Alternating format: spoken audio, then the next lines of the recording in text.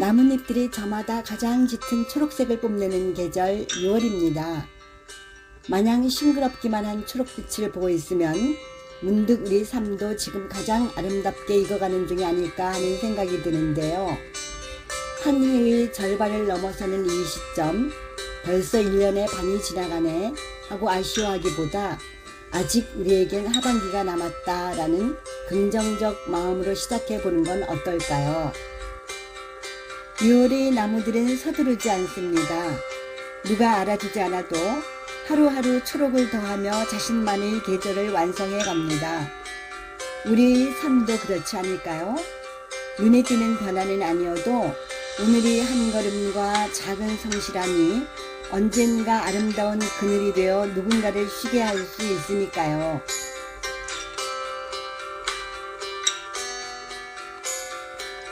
안녕하세요. 김포 북두둠을 진행하고 있는 이진숙입니다.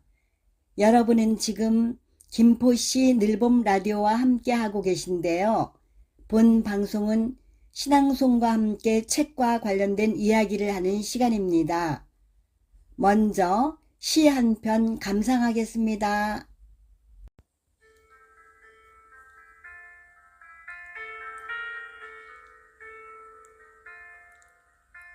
6월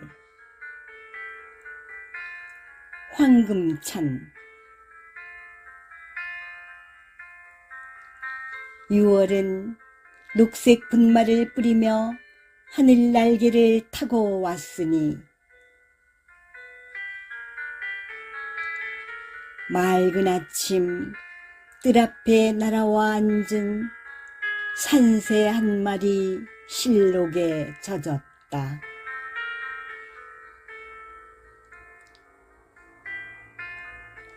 허공으로 날개치듯 뿜어올리는 분수, 풀잎에 맺힌 물방울에서도 6월의 하늘을 본다.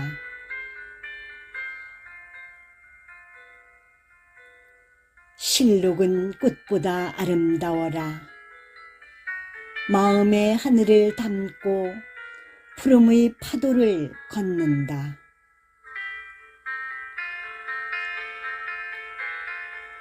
창을 열면 6월은 액자 속의 그림이 되어 벽 저만한 위치에 바람 없이 걸려 있다.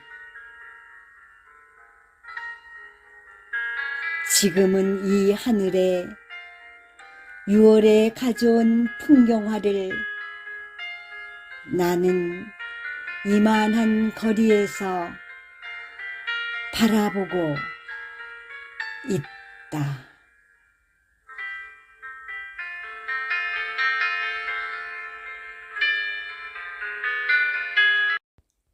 시인은 6월이 하늘 날개를 타고 왔다고 기띔하며 실록은 꽃보다 아름답고 마음의 하늘을 담고 푸른 파도를 걷는다고 노래하네요. 마치 초록 물결 속에서 피어오르며 꿈을 키우는 청춘들의 행렬을 보는 듯합니다. 우리도 시인이 데려온 실록에 젖은 산새 한 마리가 되어보면 어떨까요?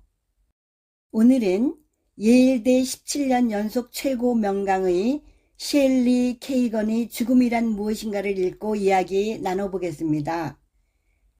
이 책은 케이건 교수가 예일대에서 진행해온 교양철학 정규 강좌를 새롭게 구성한 것으로 죽음의 본질과 삶의 의미, 그리고 생명의 존엄성을 고찰하는 내용을 담고 있습니다. 그는 첫 장에 이런 글을 남겼습니다. 한국 독자 여러분께 언젠가 죽을 것이라는 사실에 직면해 우리는 어떤 삶을 살아야 할까요? 신중해야 하겠지요. 삶의 목표를 세울 때도 신중해야 하며 그 목표를 어떻게 이룰지 선택할 때도 신중해야 할 것입니다. 죽음이 진정 모든 것의 끝이라면 그때까지 우리는 깨어 있어야 합니다. 때문에 나라는 존재는 누구인지 그리고 내게 주어진 얼마 되지 않은 시간을 어떻게 보낼지 고민해 봐야 합니다. 또한 프롤로그에서 우리는 어떤 존재인가, 인간의 실체는 무엇인가, 살아있다는 것은 무슨 뜻인가, 영혼은 존재하는가? 죽음이 모든 것의 끝이라면 죽음은 나쁜 것일까? 언젠가 내가 죽을 것이라는 깨달음은 삶의 태도에 어떤 영향을 미칠까? 우리는 죽음을 어떻게 바라봐야 할까? 두려워해야 할까? 아니면 체념해야 할까? 등 여러 질문을 던집니다. 그러면서 그가 이 책을 통해 이루고자 하는 것은 독자들이 스스로 죽음을 직시하고 진지하게 고민하며 예전과는 다른 방식으로 고민해 보는 것이라고 했습니다. 케이건 교수는 다음과 같은 몇 가지를 독자들에게 피력했습니다. 먼저 인간에게 영혼은 존재하는가입니다. 그는 인간을 영혼과 육체의 결합으로 보는 이원론을 검토합니다. 이원론자들의 주장을 정리해보면 이렇습니다.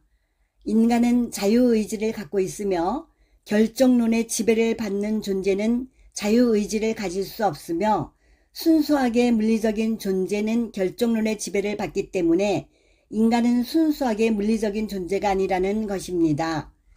그것은 영혼의 존재를 확실하게 증명할 수 없으며 현대 과학은 인간의 정신 활동을 뇌의 기능으로 설명하는 경향이 강하다고 말합니다. 따라서 그는 인간을 기본적으로 육체적 존재로 이해하는 입장을 지지합니다. 다음으로 죽음의 본질에 관하여입니다. 가장 끔찍한 불행인 죽음은 사실 우리에게 아무것도 아니라고 합니다. 우리 자신이 존재하고 있는 한 죽음은 우리와 아무 상관이 없습니다. 하지만 죽음이 우리를 찾아왔을 때 우리는 이미 사라지고 없다는 것입니다. 우리는 흔히 죽음을 두려워합니다. 하지만 케이건은 고대 철학자 에피쿠로스의 논리를 빌려 이를 깨부숩니다. 내가 살아있을 때는 죽음이 없고 죽음이 왔을 때는 내가 없습니다. 즉 죽어있는 상태의 나는 존재할 수 없으므로 죽음은 나에게 아무런 고통을 줄 수 없다는 뜻입니다. 세 번째로 죽음은 나쁜 것인가 입니다. 흥미롭게도 케이건은 죽음이 나쁜 이유는 죽어있는 상태 때문이 아니라 살아있을 기회를 빼앗기기 때문이다 라는 메시지를 전합니다. 죽음은 어떤 고통스러운 상태가 아니라 더 이상 좋은 경험을 할 수 없다는 것입니다. 그래서 우리는 죽음을 두려워한다기보다 살아갈 수 있는 가능성을 잃는 것을 아쉬워하는 것입니다. 죽음 자체는 고통이 아니라는 것이지요. 죽은 사람은 더 이상 아무것도 느끼지 못하기 때문입니다. 그럼에도 죽음이 나쁜 이유는 살아서 누릴 수 있었던 미래의 좋은 경험들을 잃게 만들기 때문이라고 주장합니다. 이를 박탈 이론이라고 합니다. 네 번째로 삶의 가치는 어디에 있는가입니다. 죽음이 필연적이라면 중요한 것은 죽음을 피하는 것이 아니라 의미 있게 살아가야 합니다. 삶의 길이가 아니라 삶의 내용이 중요하며 언젠가 끝이 있다는 사실이 오히려 현재의 삶을 더욱 가치 있게 만든다고 말합니다. 우리는 언젠가 죽는다는 사실 때문에 삶을 진지하게 받아들여야 한다는 것입니다. 만약 인간이 영원히 산다면 오늘이라는 하루는 특별하지 않겠지요. 끝이 있기 때문에 지금의 만남도 지금의 사랑도 지금 이 시간이 의미를 갖게 된다고 생각합니다. 중요한 것은 생존을 위해 무엇이 필요한가가 아니라 정말로 중요한 가치는 무엇인가가 되어야 할 것입니다. 이 지구에서 살아있는 지금이 마지막이며 그게 전부이기 때문입니다. 마지막으로 어떻게 살아야 하는가입니다. 죽음은 삶의 적이 아니라 삶의 의미를 부여하는 조건이라는 통찰을 담고 있습니다. 중요한 것은 얼마나 오래 사느냐가 아니라 얼마나 잘 사느냐입니다. 삶의 깊이와 관계, 사랑, 성장, 배움이 더 중요하듯 죽음을 생각하는 일이 결국 삶을 더 충실하게 만드는 과정이 아닐까요? 언젠가 죽을 것이라는 사실에 직면해 우리는 과연 어떻게 살아야 할까요? 우리가 내일까지 살아있다는 보장은 어디에도 없습니다. 그러니 현실에서 얻을 수 있는 즐거움에 집중함으로써 우리의 인생을 가능한 많은 것들로 채워 넣어야 합니다. 오늘은 셸리 케이건의 죽음이란 무엇인가를 읽고 이야기 나눠보았습니다. 이 책은 죽음을 이야기하지만 사실은 어떻게 살아야 하는지를 묻는 삶의 철학서입니다. 죽음을 생각하는 이유는 삶을 포기하고 절망하기 위해서가 아니라 오히려 오늘이라는 하루를 더 사랑하며 남은 시간을 더 의미 있게 살아가기 위해서입니다. 언젠가 끝이 있기에 우리는 지금 이 순간을 더 소중히 살아가야 하는 것입니다. 그는 독자들에게 다음과 같은 질문을 던집니다. 나는 지금 정말 소중한 것에 시간을 쓰고 있는가? 오늘이 마지막 하루라면 무엇을 해야 할 것인가? 남은 삶에서 가장 지키고 싶은 가치는 무엇인가? 라고요. 이 책은 단순히 죽음에 대한 공포를 덜어내는 것을 넘어 삶의 매 순간을 어떻게 가치 있게 채워나갈지 두려워하지 말고 인정하고 현재를 살라고 조언합니다. 인간이 언젠가 반드시 죽는다는 사실을 부정하거나 죽음 이후에 대한 환상으로 현실을 낭비하지 말라고 경고합니다. 죽음이라는 절대적인 한계선이 있기에 비로소 우리의 매일매일이 눈부시게 빛난다는 것, 그것이 그가 역설적으로 외치는 삶의 찬가입니다. 지금까지 김포 북두둠의 이진숙이었습니다. 6월의 숲은 아무 말 없이 우리를 위로합니다. 꽃처럼 드러나지 않아도 눈에 띄지 않아도 나무처럼 묵묵히 자라나는 아름다움을 배우게 하는 달입니다. 그 푸르름 속에서 삶의 가치에 대해 함께 이야기 나눠보았습니다.